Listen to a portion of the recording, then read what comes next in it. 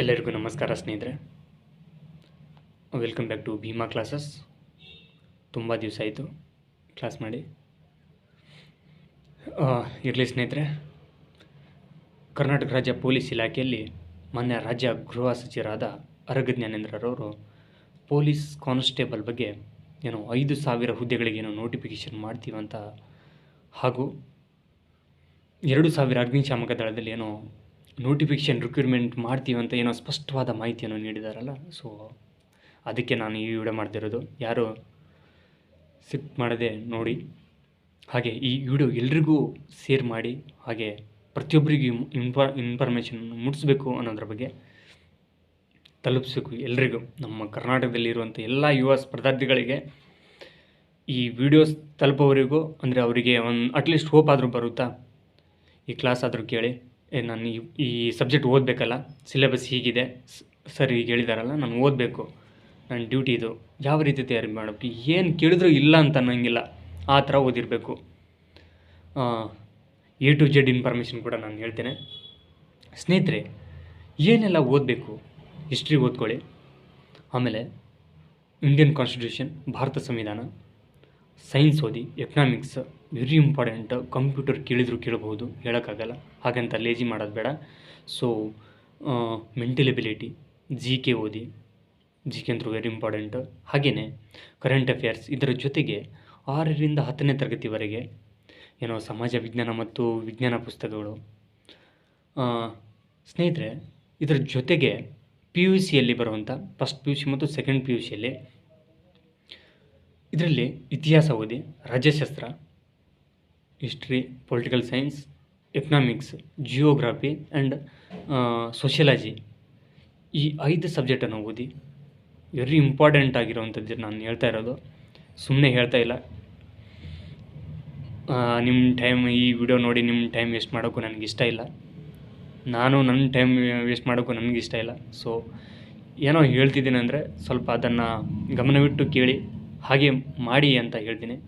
So ಇದರ ಜೊತೆಗೆ ನಿಮಗೆ ತುಂಬ very very very very important ಆಗಿರೋಂಥದ್ದು ಪ್ರಶ್ನೆ ಪತ್ರಿಕೆ, ಕ್ವಶನ್ ಪೇಪರ್. ಯಾರು ರಿವಿಷನ್ ಮಾಡ್ತಾರೆ, PC question paper with PSI question paper, KM ಸುರೇಶ್ರವ್ರು ಬರೆದಿರುವಂಥ. ಹಾಗೆಯೇ PSI ತುಂಬ ಜನ ಬರೆದಿದ್ದಾರೆ. ಹುಸೇನಪ್ಪ ನಾಯಕ್ ಸರ್ ಬರೆದಿದ್ದಾರೆ, ಶಬರಿ ಕ್ಲಾಸಸ್ದವರು ಬರೆದಿದ್ದಾರೆ, ಗುಲ್ಬರ್ಗದವರು.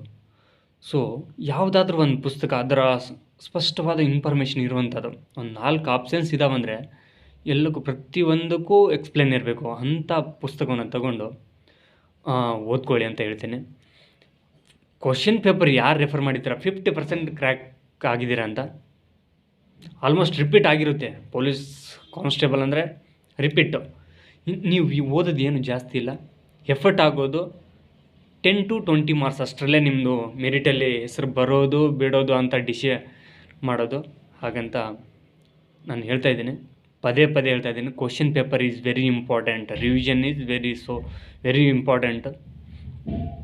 ಹಾಗೆ ನನಗೊಂದು ಮಾತು ಕೇಳಿದರು ಯಾರೋ, ಸರ್ ಮೊದಲ ಪ್ರಯತ್ನದಲ್ಲಿ ನಾನು ಫಸ್ಟ್ ಅಟೆಂಪ್ಟಲ್ಲೇ ನಾನು ಪೊಲೀಸ್ ಆಗಬೇಕು ಸರ್ ಅಂತ. ಖಂಡಿತ 3ರಿಂದ 6 ತಿಂಗಳವರೆಗೆ ಇದು. ಇವಾಗೇನೋ ನೋಟಿಫಿಕೇಷನ್ ಇನ್ನೊಂದು ವಾರದಲ್ಲಿ ಬಿಡ್ತೀವಿ ಅಂತ ಹೇಳಿದ್ದಾರೆ, 5,000. ಸೊ ಇದು ಫಿಸಿಕಲ್ ಆಗಿ ಎಕ್ಸಾಮ್ ಆಗಿ ಒಂದು 3 ತಿಂಗಳಾದರೂ ಬೇಕು. ನೋಟಿಫಿಕೇಷನ್ ಆಗಿ ಅಪ್ಲಿಕೇಶನ್ ಹಾಕೋಕ್ಕೆ 1 ಮಂತ್ ಇರುತ್ತೆ. 1 ಮಂತು ಅಪ್ಲಿಕೇಶನ್ ಹಾಕಿದ ಮೇಲೆ ಒಂದು 3 ಮಂತ್ಸ್ ಆದರೂ ಇರುತ್ತಾ? 2 ಮಂತ್ಸ್ ಇಟ್ಕೊಳ್ಳಿ, 3 ಮಂತ್ಸ್ ಸಾಕು. ಇಷ್ಟು ಓದಿದರೆ ಸಾಕು, 3 ಮಂತ್ಸ್. ಆದರೆ ಎಫರ್ಟ್ ಹೆಂಗಿರ್ಬೇಕಂದ್ರೆ, ಎಲ್ಲಿ ಕೇಳಿದ್ರು ಹೇಳಂಗಿರಬೇಕು.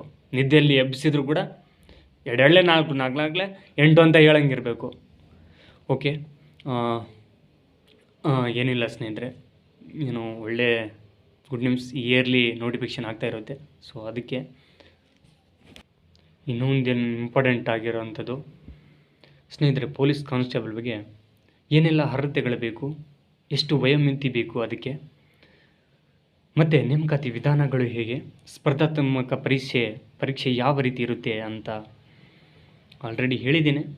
ಇನ್ನೂ ಹೇಳ್ತೇನೆ ಅರ್ಹತೆಗಳು ಏನಂದರೆ, ಇದಕ್ಕೆ PUC ಕ್ವಾಲಿಫಿಕೇಷನ್ ಬೇಕು, PUC ಆದರೆ ಸಾಕು. ಹಾಗೆ ಇದಕ್ಕೆ ವಯೋಮಿತಿ 27 ವರ್ಷದಿಂದ ಸ್ಟಾರ್ಟಾಗಿ ಅದರಲ್ಲಿ ಕ್ಯಾಟಗರಿ ವೈಸ್ ಹೋಗುತ್ತೆ. GM ಅಲ್ಲಿ 31 ವರ್ಷ, SCಯಲ್ಲಿ 31, SC ST 31 ವರ್ಷ ಮಾಡಿದ್ದಾರೆ. GM ಅವರು 28, 27, 30. ಹಾಗೆಯೇ ಇದ್ರ ಜೊತೆಗೆ ಯಾರೋ ನನಗೆ ತುಂಬ ಜನ ಕೇಳ್ತಿರ್ತಾರೆ, ಸರ್ ಪೊಲೀಸ್ ಬಗ್ಗೆ, ಇಲ್ಲ ಪೊಲೀಸೇ ಅಂತಲ್ಲ, ಕಾಂಪಿಟೇಟಿವ್ ನಾವು ಬೆಳಗ್ಗೆ ಓದಿದ್ರೆ ಮಾತ್ರ ನೆನಪಿರುತ್ತಾ ಸರ್ ಅಂತ. ಬೆಳಗ್ಗೆನೇ ಓದಬೇಕಂತೇನಿಲ್ಲ, ನಿಮ್ಮ ಮನಸ್ಥಿತಿ ಯಾವ ರೀತಿ ಇರುತ್ತೋ. ನಾನಂತರೂ ಬೆಳಗ್ಗೆನೇ ಓದಬೇಕಂತ ನಿಮಗೆ ಫೋಕಸ್ ಮಾಡಿರ್ತಿಲ್ಲ. ಬೆಳಗ್ಗೆ ಓದಬೇಕಾ ಸರ್ ಅಂತ ಕೇಳಿದ್ದೀರಲ್ಲ, ಗುಡ್. ಹಾಗೇನೂ ಇಲ್ಲ. ಖಂಡಿತ ನಿಮ್ಮ ದಿನಚರಿ ಯಾವ ರೀತಿ ಇರುತ್ತೆ ಅದ್ರ ಮೇಲೆ, ನಿಮ್ಮ ಮೈಂಡ್ ಸೆಟ್ ಯಾವ ರೀತಿ ಇರುತ್ತೆ. ಯಾವಾಗ ಬುಕ್ ಹಿಡಿತೀವಾಗ ಎಲ್ಲ ಓದಿ ನೆನಪಿಟ್ಕೋಬೇಕು ಅಂತಲೂ ಏನಿಲ್ಲ, ಇರೋದೇ ಇಲ್ಲ. ಆ್ಯಕ್ಚುಲಿ ಇರಲ್ಲ. ಯಾವುದು ನಾವು ಇಡೀ ದಿನವೆಲ್ಲ ಬುಕ್ ಮುಂದೆ ಕುಂತಿದ್ರು ನಾವು ನಮ್ಮ ತಲೆಯಲ್ಲಿ ಹೋಗುತ್ತೆ ಅಂತ ನಾನು ಅಂದ್ಕೊಳ್ಳೋದು ಚಾನ್ಸೇ ಇಲ್ಲ. ಹಾಗಂತ ಸುಮ್ಮನೆ ಇದು ಮಾಡಿದರೆ ಏನೂ ಆಗಲ್ಲ. ಮಾಡೋಕ್ಕೆ ಹೊರಟ ಮೇಲೆ ಮುಂದಿಟ್ಟ ಹೆಜ್ಜೆನ ಎಂದೂ ಹಿಂದಕ್ಕೆ ಇಡೋಕ್ಕೆ ಹೋಗಬಾರ್ದು. ನುಗ್ತಾ ಇರಬೇಕು ಅಷ್ಟೇ, ಹೋಗ್ತಾನೆ ಇರಬೇಕು. ಸರ್ ಎಷ್ಟು ಗಂಟೆ, ನಿಮ್ಗೆ ಒಂದು ಟೈಮ್ ಟೇಬಲ್ ಹೇಳ್ಕೊಡ್ತೀನಿ ಸ್ನೇಹಿತರೆ. ಇದು ಬೇಕಾದರೆ ಬರೆದಿಟ್ಕೊಳ್ಳಿ. ಸರ್ ಈಗ ಹೇಳಿದಾರಲ್ಲ, ಈ ರಿಕ್ರೂಟ್ಮೆಂಟ್ ಮುಗುವವರೆಗೂ ಈ ಟೈಮ್ ಟೇಬಲ್ ನಾನು ಫಾಲೋ ಮಾಡ್ತೀನಿ. ಅಟ್ಲೀಸ್ಟ್ ಪೊಲೀಸ್ ಆದರೂ ಆಗ್ತೀನಾ ಅನ್ನೋದ್ರ ಬಗ್ಗೆ. ಸೊ ನೋಡಿ, ಒಂದು 6 hour 6 ಗಂಟೆ ನಿದ್ದೆ ಮಾಡಿ 24 hours ನಾನು ಹೇಳ್ತಾ ಇರೋದು. ಹಾಗೆ 8 ರಿಂದ 12 ಗಂಟೆ ಓದೋಕ್ಕೆ ಅಂತಲೇ ಮೀಸಲಿಡಿ. ಓದೋಕ್ಕೆ ಮತ್ತು ಬರೋಕ್ಕೆ, reading and 1.5 hour physical practice very important. ಇದು ಕೂಡ ಎಕ್ಸಾಮ್ ಆಗಿ ಫಿಸಿಕಲ್ ಆಗಲಿಲ್ಲ ಅಂದರೆ ತುಂಬ ಪಶ್ಚಾತ್ತಾಪ ಪಡ್ತೀರಾ. ಖಂಡಿತ ಹಾಗೆ ಮಾಡ್ಕೊಳ್ಳೋದು ಬೇಡ. ಓದ್ತಾ ಇದ್ದೀವಾ, ಪ್ರಾಮಾಣಿಕ ಓದ್ತಾ ಇದ್ದಾವಾ, ಫಿಸಿಕಲ್ ಮಾಡ್ಕೊಳ್ಳಿ. ಫಿಸಿಕಲ್ ಕೂಡ ಇದು ಪಾರ್ಟ್ ಟೈಮ್ 50% ಅದನ್ನು ಕೂಡ ಬೇಕಲ್ವಾ. ನಾವು ಪರಿಪೂರ್ಣವಾಗಿ ಒಬ್ಬ ಪೊಲೀಸ್ ಆಗಬೇಕಂದ್ರೆ ಫಿಸಿಕಲಿ ಮೆಂಟಲಿ ತುಂಬ ಸ್ಟ್ರಾಂಗ್ ಇದ್ರೇ ಆಗೋದು. ಹಾಗೆ ಇದ್ರ ಜೊತೆಗೆ ಪ್ರತಿನಿತ್ಯ ನಿಮ್ಮ ದಿನನಿತ್ಯ ಕ್ರಮಗಳಿರ್ತಾವಲ್ಲ, ಅದಕ್ಕೆ 2 hours ಬ್ರಷ್ ಮಾಡೋದು, ಸ್ನಾನ ಮಾಡೋದು. ಅದಕ್ಕೆ ಅಂತಲೇ 2 hour 2 ಅಲ್ಲಿ 6 hour ನಿದ್ದೆ ಆಯಿತು. 8 ರಿಂದ 12 hour, 12 + 6 17 hour ಆಯಿತು. 17 hours ಮತ್ತು 2 ಗಂಟೆ ಬ್ರಷ್ಷು, ಸ್ನಾನ ಮಾಡೋಕ್ಕೆ, ಅದಕ್ಕೆ ಅಂತಲೇ ಮೀಸಲಿಡಿ. 19 hours ಆಯಿತು. ಹಾಗೆಯೇ ದಿನದಲ್ಲಿ 3 times ಊಟ ವಿತ್ ತಿಂಡಿ ಮಾಡ್ತೀವಂದರೆ, ಬ್ರೇಕ್ಫಾಸ್ಟ್, ಡಿನ್ನರ್, ಟೋಟಲಿ ನಾನು ಹೇಳ್ತಾ ಇರೋದು, ಊಟ ಮಾಡ್ಕೊಂಡು ತಿನ್ನೋರು ಇದ್ದರೆ ರೂಮಲ್ಲಿ, ಧಾರವಾಡ, ಬಿಜಾಪುರ, ಬೆಂಗಳೂರಲ್ಲಿ ಓದ್ತಾ ಇರೋರು ಮಾಡ್ಕೊಂಡು ತಿನ್ನಬೇಕು ಸರ್, ಮೆಸ್ ದೂರಿದೆ ಆ ಥರ ಅನ್ನೋರು ಖಂಡಿತ 2 ರಿಂದ 3 ಗಂಟೆ 3 hours ಅದಕ್ಕೆ ಮೀಸಲಿಡಿ. ಇದರ ಜೊತೆಗೆ 3 ರಿಂದ 6 ತಿಂಗಳು ಮಾಡಿದರೆ ಸಾಕು. ಪೊಲೀಸ್ ಯಾಕಾಗಲ್ಲ ಸರ್, ನೀವು ಕ್ಲಾಸ್ ಮಾಡಿದ್ರೆ ಏನು ಯೂಸ್ಫುಲ್ ಇಲ್ಲ ಸರ್, ಸುಮ್ಮನೆ ಮಾಡ್ತಾಯಿದ್ದೀರಾ ಅಂತ ಹೇಳಿ ನಾನು ಹೇಳಿದ್ದೆ. ಆದರೆ ಇವತ್ತೇ ಲಾಸ್ಟ್ ಮಾಡ್ತೀನಿ ನನ್ನ ಕ್ಲಾಸು. ನಮ್ಮ ಟೀಮ್ ಏನೋ ಪ್ಲ್ಯಾನ್ ಮಾಡಿದ್ದೀವಿ, ಇವತ್ತೇ ಕೊನೆ ಮಾಡ್ತೀನಿ. ಖಂಡಿತ ಸ್ನೇಹಿತರೆ, ಯಾರೂ ನೆಗ್ಲೆಕ್ಟ್ ಮಾಡೋದು ಬೇಡ.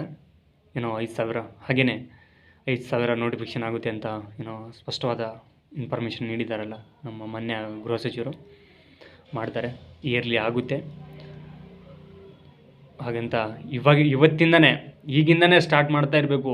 ಎಕ್ಸಾಮ್ ಬಂದಾಗೆ ಓದಬೇಕು, ನೋಟಿಫಿಕೇಷನ್ ಆಗುತ್ತಲ್ಲ ಆವಾಗಲೇ ಓದೋಣ ಬಿಡಿ ಅಂತಂದರೆ ಖಂಡಿತ ಚಾನ್ಸ್ ಇಲ್ಲ, ಆಗೋದಿಲ್ಲ. ಇನ್ನೊಂದು ಯಾರೋ ಕೇಳಿದ್ರು, ನನಗೆ ಮೆಸೇಜ್ ಮಾಡಿದರು, ಸರ್ ಎಲ್ಲಿ ಹಾಕಿದರೆ ಕಡಿಮೆ ನಿಂದಿರುತ್ತೆ ಸರ್ ಅಂತ. ಖಂಡಿತ ಕ್ವಶನ್ ಪೇಪರ್ ಮೇಲೆ ಡಿಪೆಂಡ್ ಆಗುತ್ತೆ. ನಾನು ಬೆಂಗಳೂರು, ರಾಯಚೂರು, ಗುಲ್ಬರ್ಗ, ಉಡುಪಿ ಕಡೆ ಹಾಕಂತ ಎಲ್ಲಿ ಹೇಳ್ತಾ ಇಲ್ಲ. ನನಗೆ ತುಂಬ ಜನ, ಭೀಮು ಉಡುಪಿ ಕಡೆ ಹಾಕಿದರೆ ಕಡಿಮೆ ನಿಂದಿರಬಹುದಾ?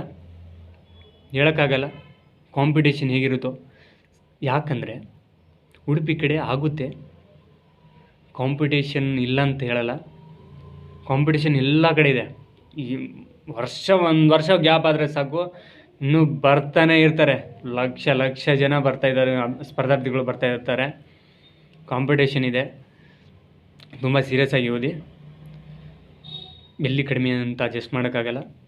ಹಾಗೆ ನಿಮ್ಮ ಪ್ರಾಮಾಣಿಕವಾಗಿ ಓದಿದರೆ ಎಲ್ಲಿಯಾದರೂ ಹಾಕಿ ನೀವು ಮಾಡ್ಕೋಬೋದು. ಲೋಕಲ್ ಲಿಸ್ಟಿಗೆ ಮಾಡ್ಕೊಳ್ಳಿ. ಆಲ್ಮೋಸ್ಟ್ ನಾನು ಹೇಳ್ತಾ ಇರೋದು, it's my humble request you.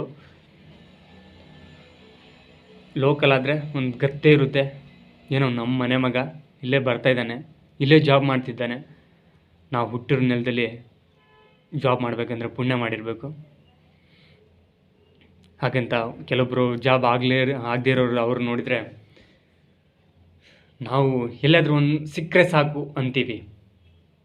ಸರ್ಕಾರಿ ನೌಕರಿ ಒಟ್ಟಿನಲ್ಲಿ ನಮ್ಮ ಪೊಲೀಸ್ ಆದರೆ ಸಾಕಪ್ಪ ಅಂತ ಅನ್ನೋರಿಗೆ ಎಲ್ಲಾದರೂ ಹಾಕಿ ಒಟ್ಟಿನಲ್ಲಿ ಮಾಡ್ಕೊಳ್ಳಿ. ಕ್ವಶನ್ ಪೇಪರ್ ಮೇಲೆ ಡಿಪೆಂಡ್ ಆಗಿರುತ್ತೆ, ಇಲ್ಲೇ ಇಷ್ಟಕ್ಕೆ ನಿಂದಿರುತ್ತೆ ಅಂತ ಹೇಳೋಕ್ಕಾಗಲ್ಲ. ಸೊ ನಿಂದಿರ್ಬೋದು, ಉಡುಪಿ ದಕ್ಷಿಣ ಕನ್ನಡ ಆ ಕಡೆ ಎಲ್ಲ ಕಡಿಮೆ ನಿಂದಿರ್ಬೋದು, ಹೇಳೋಕ್ಕಾಗಲ್ಲ. ಹಾಗಂತ ಇಷ್ಟಕ್ಕೆ ನಿಂದಿರುತ್ತೆ. ಸರ್ 70 ಕ್ರಾಸ್ ಮಾಡಿದ್ರೆ ಬೆಂಗಳೂರು ಆಗುತ್ತಾ? ನಾವೇ ಹೇಳೋಕ್ಕಾಗಲ್ಲ. ನಾನು ಪ್ರತಿಯೊಂದು ಆಗುತ್ತೆ ಅಂತ ಹೇಳಲ್ಲ, ಆದರೂ ಆಗ್ಬೋದು, ಆಗದೇನೆ ಇರ್ಬೋದು.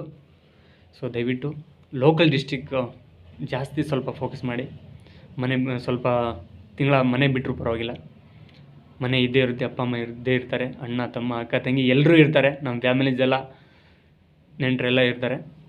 ಸೊ ಹಾಗೆ ಮಾಡಿ ಲೋಕಲ್ ಮಾಡ್ಕೊಳ್ಳಿ ಅಂತ ಹೇಳ್ತಾ ಈ ವಿಡಿಯೋ ಪ್ರತಿಯೊಬ್ಬರಿಗೂ, ನಮ್ಮ ಕರ್ನಾಟಕದ ಯುವ ಸ್ಪರ್ಧಾರ್ಥಿಗಳಿಗೆ ಪ್ರತಿಯೊಬ್ಬರಿಗೂ ಮುಟ್ಟಬೇಕು. ಏನೋ A to Z ತುಂಬ ಇನ್ಫಾರ್ಮೇಷನ್ ಕೊಟ್ಟಿದ್ದೀನೋ ಅಂತ ನನಗೆ ಸ್ಯಾಟಿಸ್ಫ್ಯಾಕ್ಷನ್ ಅನ್ನಿಸ್ತಿದೆ. ಹಾಗೆ ನೀವು ಮಾಡಿ ಅಂತ ಈ ವಿಡಿಯೋ ಮಾಡ್ತಿದ್ದೀನಲ್ಲ, ಇದಕ್ಕೆ ಒಂದೇನಾದರೂ ಸಿಗಬೇಕು ಒಂದು ಗತ್ತು ಅನ್ನೋಕ್ಕೆ ಅಷ್ಟೇ ಸಾಕು. ಛಲ ಬಿಡದೆ ಓದಿ. All the very best. Thank you.